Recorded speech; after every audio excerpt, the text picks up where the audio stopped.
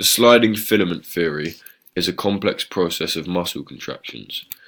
It starts off with a stimulus which is detected by sense organs, in this case your eyes. The stimulus would be the football. An impulse is created which is sent to the brain by sensory neurons.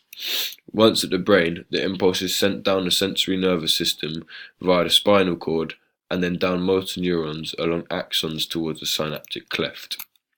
Once at the axon, the impulse is sped up due to saltatory conduction when the impulse jumps over the myelin sheath from one node of Ranvier to another node, and so on, until it reaches the synaptic cleft at the neuromuscular junction. From here, neurotransmitters stored in vesicles travel across the synaptic cleft to receptors on the postsynaptic membrane.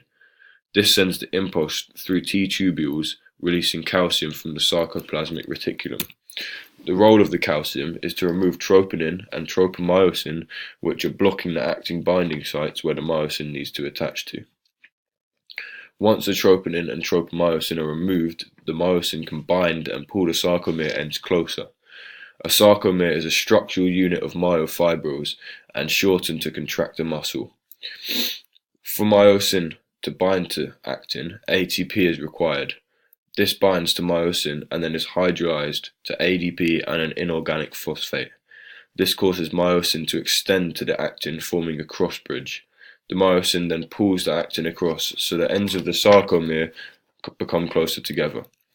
ATP is then used to disconnect the myosin from the actin binding site.